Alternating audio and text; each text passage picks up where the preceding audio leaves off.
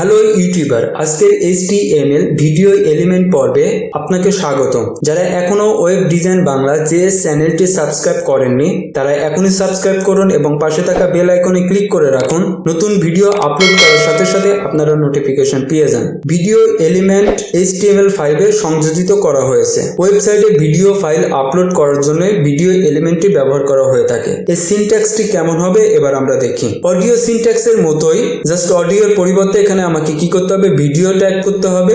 Video ট্যাগের মধ্যে controls attribute অবশ্যই আমাকে ব্যবহার করতে হবে। যদি না করি তাহলে আমরা একটা শুধু থাম্বনেল দেখতে পারবো। ভিডিও ট্যাগের মধ্যে শুরু এবং শেষের মাঝখানে আমাদেরকে কি করতে হবে, সোর্স নামে ট্যাগ ব্যবহার করতে হবে, SOURCE। সোর্স ট্যাগ যেহেতু এটি একটি সিঙ্গেল ট্যাগ তাই এখানে একে শেষ করতে হবে। এর মধ্যে আমাদেরকে দুটো অ্যাট্রিবিউট ব্যবহার করতে হবে, একটা হচ্ছে SRC, অপরটা টাইপ। টাইপের মধ্যে আমরা যেহেতু এটা ভিডিও ফাইল তাই অডিওর পরিবর্তে আমরা ভিডিও এবং ফাইল ফরম্যাট হিসাবে আমরা MP4, OGG, WEBM ফরম্যাট, যেই ফরম্যাটের আমার ভিডিও ফাইলটা হবে সেই ফরম্যাটটা আমরা এখানে টাইপ করে দেব। এখন আমরা দেখি ভিডিও ট্যাগের মধ্যে কি কি অ্যাট্রিবিউট থাকছে। অডিও ট্যাগের মধ্যে আমরা যে অ্যাট্রিবিউটগুলো পেয়েছিলাম যেমন অটোপ্লে, লুপ, মিউট, এখানেও সেগুলোই পাবো। জাস্ট আমরা তিনটা প্রপার্টি এখানে বেশি পাবো, এক হোয়াইট, হাইট, পোস্টার। এখন আমরা দেখি কোন কোন ব্রাউজারে ফুললি ভিডিও ট্যাগের ফুল সাপোর্ট পাবো। Google Chrome 4.0, internet explore 9.0, Mozilla Firefox 3.5, safari 4.0, Opera 10.5। এবার আমরা প্র্যাকটিক্যালি কাজ দেখি। আমরা আগে থেকে একটা নোটপ্যাড ফাইল এখানে ওপেন করে রেখেছি এবং বেসিক কিছু কোড আছে সেগুলো আগে থেকে লেখা আমরা জানি। ভিডিওর জন্য আমাদেরকে কি করতে হবে, ভিডিও এলিমেন্ট ব্যবহার করতে হবে। ভিডিও শুরু করলাম, ভিডিও শেষ করতে হবে আমাকে, ডি হয়ে যাচ্ছে, ভিডিও শেষ করলাম। ভিডিওর মধ্যে আমাকে কন্ট্রোল নামের একটা অ্যাট্রিবিউট ব্যবহার করতে হবে, কন্ট্রোলস অ্যাট্রিবিউট ব্যবহার করতে হবে। এটা ছাড়া কিন্তু আমরা কিছুই পাবো না, শুধু একটা থাম্বনেল পাবো। এখন আমরা এখানে সোর্স নামে একটা ট্যাগ নেব, যেহেতু এটি একটি সিঙ্গেল ট্যাগ তাই এখানে একে শেষ করে দিলাম। এর মধ্যে আমরা একটা অ্যাট্রিবিউট নেব, SRC equal to double quotation. এরপরে আরেকটা অ্যাট্রিবিউট নেব টাইপ নামে ইকুয়াল টু ডাবল কোটেশন। এখানে আমরা কি একটা ভিডিওকে যেহেতু আমরা অ্যাড করব তাই আমাকে এখানে একটা ভিডিওর যে ফাইল নেম আছে সেই নেমটা আমাকে দিতে হবে। তা আমরা এটাকে কোথায় সেভ দিব, আমরা এটাকে সেভ দেব, এখানে গেলাম, গিয়ে আমরা ভিডিও নামে যে ফোল্ডারটা তৈরি করছি সেই ফোল্ডারের মধ্যে আমরা সেভ দেব হচ্ছে ভিডিও HTML video.html। সেভ দিলাম। এখন আমাকে এখানে ভিডিওটা নিয়ে আসতে হবে। ভিডিওটা নিয়ে আসার জন্য আমরা এখন কি করব, আমরা মূলতে যাই, জি ফোল্ডারে গেলাম, এখানে গিয়ে 2020 ভিডিওর মধ্যে গেলাম।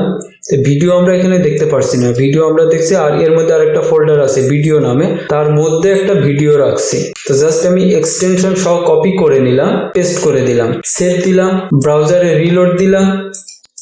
আমরা কিছুই দেখতে পারছি না, no video with supported format and MIME আগ্রাম বাগ্রাম। তার মানে কি, এখানে যে আমাদের ফোল্ডার আছে ইমেজ ভিডিওটা আমাদের কোথায় আছে, একটা ফোল্ডারের মধ্যে। এই ফোল্ডারের নামটা আমরা এখানে টাইপ করি না, ফাইল পাথ আমাদের অ্যাকুরেট হয় নাই, VDO/ দিলাম। যারা ফাইল পাথ টিউটোরিয়ালটি এখনো দেখেননি আমি উপরে আই বাটনে লিংক দিয়ে দেবো, সেখানে ক্লিক করে আপনারা দেখে নেবেন, অথবা নিচে ডিসক্রিপশনেও আপনারা লিঙ্কটি পাবেন, সেখানে ক্লিক করে ভিডিওটি দেখে নেবেন। এখন সেভ দিলাম, ব্রাউজার রিলোড দিলাম, দেখুন ভিডিওটা চলে আসছে। ভিডিওটা অনেক বড় তাই না, একে যদি অনেক বড় ছোট করতে হয় সেক্ষেত্রে আমরা কি যাবো, তা আমরা ছোট করলে কি করবো, হোয়াইট অথবা হাইট। তো হোয়াইট এবং হাইট ছোট করবো কার, ভিডিওর।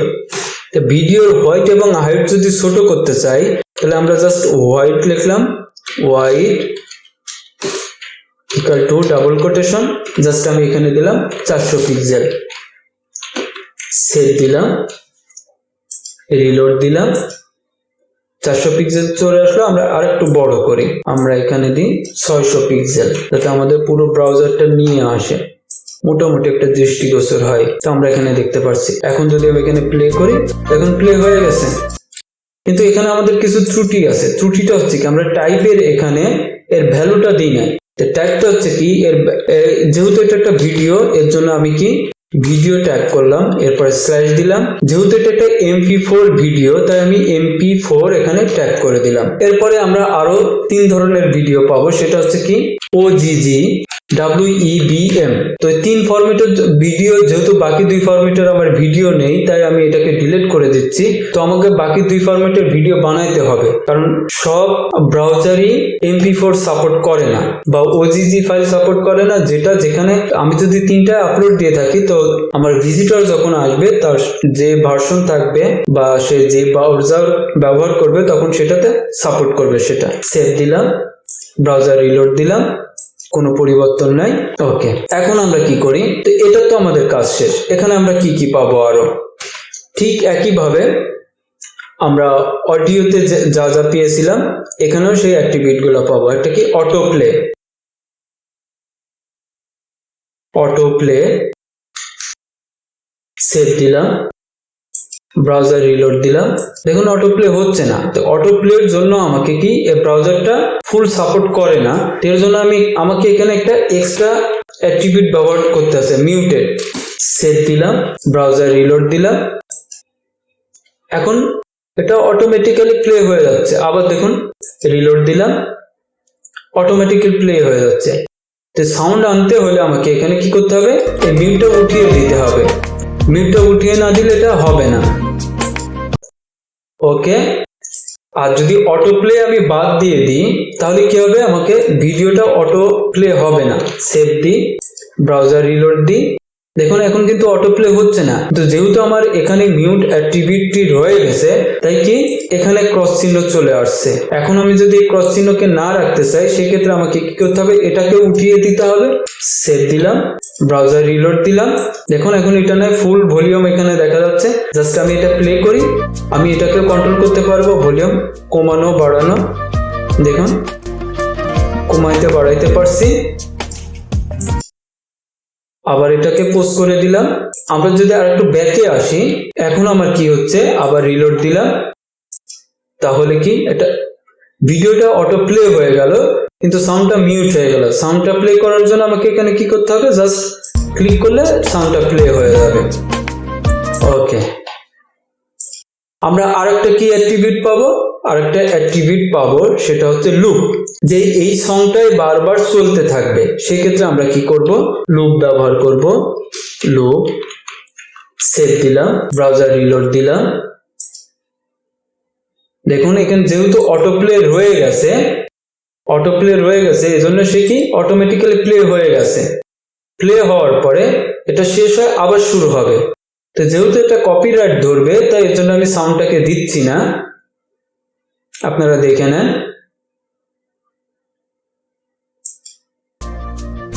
আবার শুরু হয়ে গেল।